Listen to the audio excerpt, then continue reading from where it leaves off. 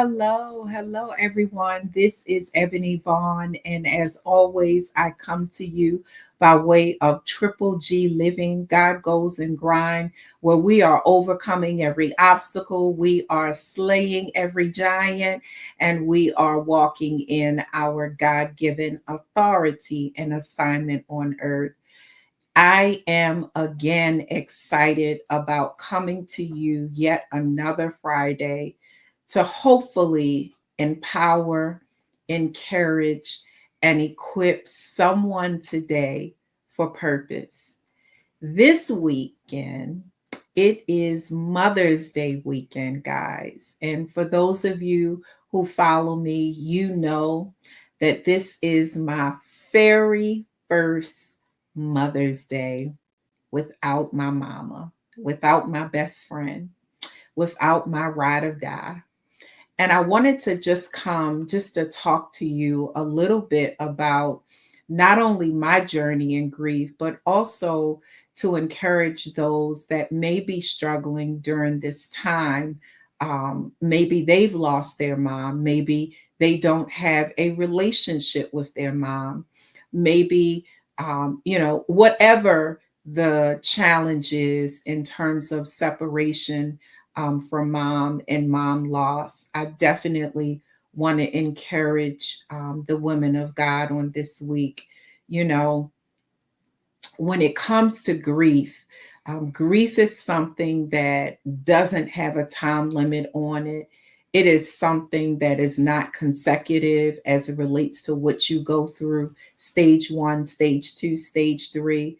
But oftentimes it is a cycle of feelings that we all experience. And I could just, be very transparent with you guys in terms of for me, my mom passed away on June the 7th, 2024.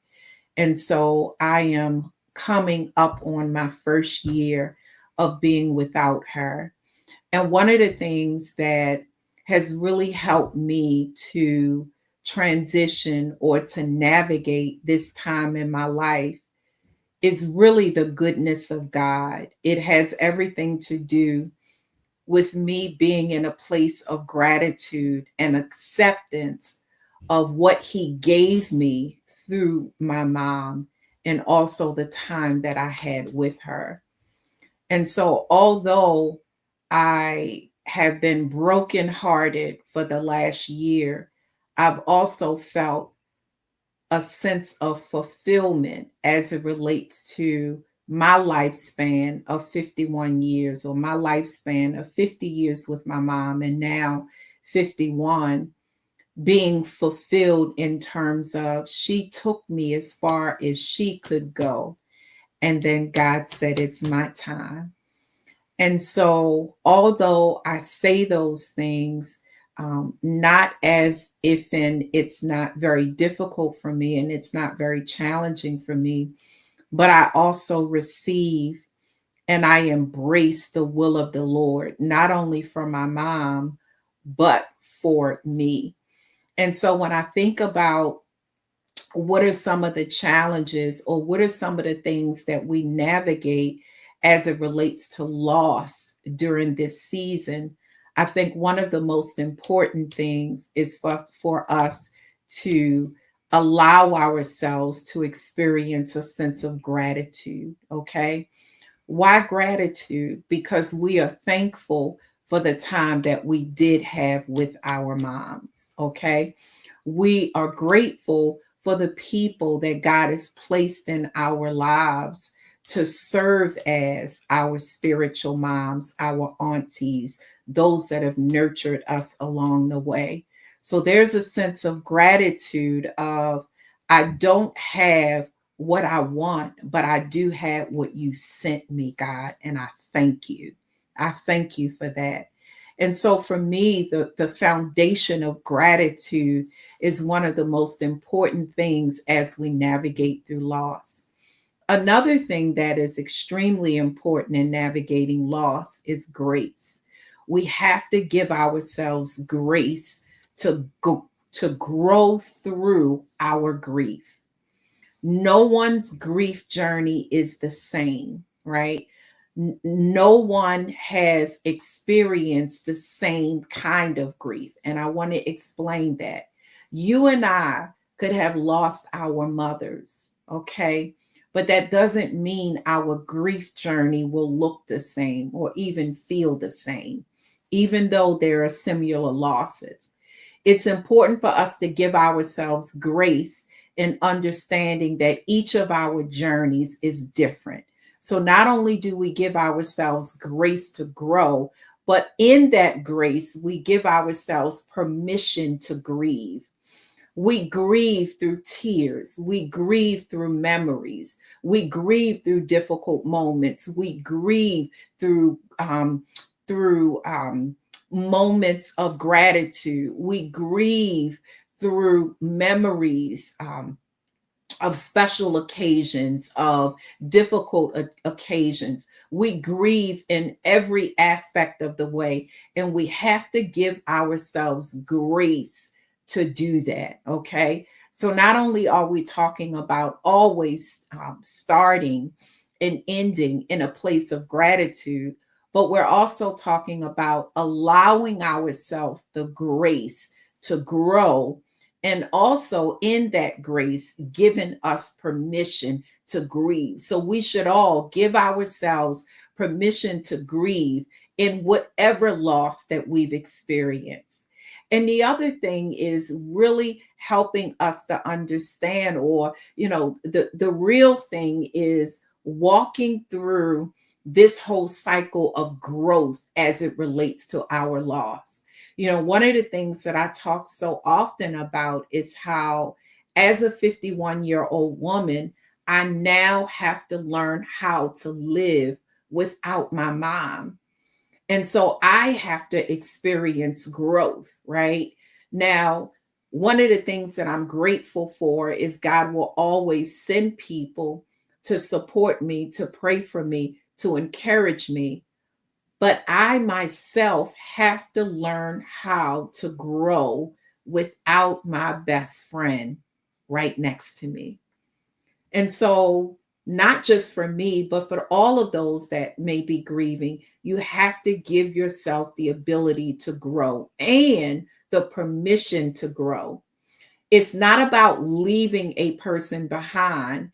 It's not about forgetting their existence or denying the pain, but it's understanding that God's will is still for us to grow. It is still for us to move on. And so we have to move forward even when it hurts, right? So not only are we talking about that foundation of gratitude, but we're talking about grace, allowing ourselves to operate in a place of grace where we are giving ourselves permission to grieve, and we're also allowing ourselves the time and the uniqueness of our journey, right? But then the other part is we are also challenging ourselves to grow through a new normal, whatever your normal looks like. My loss was my mom. So now I have to learn how to grow without her. These are things that are extremely important during this time in Mother's Day. There are so many things that we can do to honor those that we are separated from, those that we love. You choose what best honors them, whether it's doing something that y'all did together, whether it is just taking time to sit in a place of gratitude and think about the wonderful things that you may have experienced, or maybe it's just to cry and release. Maybe it is just to think about the joy of having them. Whatever that activity is that you have during this time, as you remember the joy of having your mother, or as you experience the pain of not having a mother, because there are different losses that we can be experiencing, right? But it's important for us to understand that through it all, God sustains us and he keeps us. Okay. Now, one of the things that I want to make very clear is I am encouraging and I am comforting those who have lost and who are mourning their loved one. But make no mistake about it, I am still grieving and I am still growing and I am still allowing myself the grace I need to grieve, as well as to understand that my situation is unique, just like everyone else's is. So I wanted to just stop by just to encourage you with that. Many of us, this is a very difficult and a painful weekend for so many people. And I just want to encourage you that through it all, God is with us. He is there to comfort us. When we call upon his name, he will be there. Now, I know that person isn't there. We want that person there and we want God. But we have to continue as we grow through grace, as we allow ourselves to journey and navigate grief. We have to be able to accept the things that God has allowed for our lives. We may not understand and we may not agree, but let's just say, God, I surrender. Allow yourself to surrender your pain so that God can sustain you as you grieve. That's all he desires, is that we surrender our pain to him. As we feel it, we acknowledge it, and then we surrender it. God's desire is not for us to suppress, but it is for us to surrender. Okay. And it's not about not feeling the pain. Part of that pain has everything to do with longing for an experience that we've had in the past or we've never had. But the fact of the matter is, we are longing for something that is natural, that was close to us, that was a part of us. So it is to be valued, it is to be nourished, and it is to be navigated. And so it's important for us to understand that this is our process of grief. This is the process. And here's the thing: you will never be able to get over grief. You go through grief. You don't get over it. And sometimes people ask themselves the question of, when am I ever going to stop hurting? And here's the thing: I don't know if you really love someone. I don't know if you can ever stop hurting. I don't know if that's possible, but I do know that we serve a God that's here to comfort you when you need to be comforted. And he will send people in your life that will comfort you and that will encourage you. And so I bless God for those people that he sends our way to bring encouragement and to bring comfort. A lot of times when we think about this time of the year, some of us may have gotten to a place where we're okay and we're navigating it, and there's a sense of joy that we have reclaimed, and we are operating in our purpose. And sometimes there's this thought like, oh wait, I gotta grieve. And this is very real. And I help a lot of people through this. And what I want to say to that is, where you are today is where you are today. You don't have to judge it. You don't have to feign it, right? You don't have to act like it doesn't exist. Whatever you're feeling, acknowledge it and embrace it so that God can strengthen you through it. Again, we're not getting over grief. We are going through it day by day, moment by moment. If there are times during this weekend where the pain becomes overwhelming, I encourage you to breathe. First and foremost, breathe. Okay. Not only are we going to breathe, I've been doing a lot of breathing this week, guys. But not only are we going to breathe, but we're going to pray. And it doesn't have to be a long prayer, but it could just be, Father, help me. Comfort me during this time. Another thing that I would encourage a person not to do is to isolate and withdraw. Isolation is one of the major components of depression. Now, we do understand that there's an aspect of grief, there's a stage of grief called depression. But oftentimes, when we isolate, we sit in our emotions instead of acknowledging them and experiencing them. When we sit in them, we get stuck in them. When we get stuck in them, it's hard for us to navigate out of them. And so, my encouragement to you is to not isolate, but also don't feel like you have to suppress whatever it is that you're feeling. Grief is natural, it's real, and it's necessary. It's necessary for our health and for our healing. Okay. And so you want to make sure that you don't isolate. Now, other activities, some people like to go to grave sites. Some people like to call loved ones on the phone. Some people like to look at pictures. Whatever your activity is to honor your loved one, you do that. Okay. But if you choose not to, that's okay too. It's okay. You get to choose how you honor and how you spend that day. Don't ever feel obligated to do something that's not within your strength to do during this time. Okay. I hope that this is something that has been encouraging to you. I hope that you're able to think about some of the things that I am saying and apply them and use them. And one of the things that I want to talk about for those who are not navigating death by loss by death, but those that may be navigating loss by way of relationship, by way of separation and abandonment. There are no amount of words that could ever touch the pain that you might be experiencing. But I know a God that is able to comfort you in all areas of your life.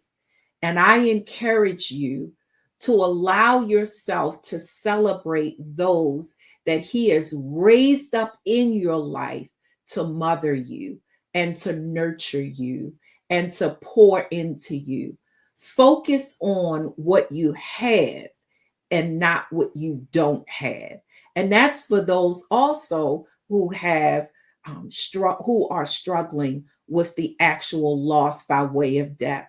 Focus on what you had as opposed to what you lost. There's something in our psyche, okay, where we experience loss and it's real. We experience loss by death or loss of a relationship and it's real. And the more we think about it, the more devastating it becomes. But when we focus more on what we have and what we are experiencing, it doesn't change the reality, but it changes our focus. It changes our ability to feel a different feeling. Because I'm going to tell you something from experience. Pain does not void fulfillment. I'm going to say that again.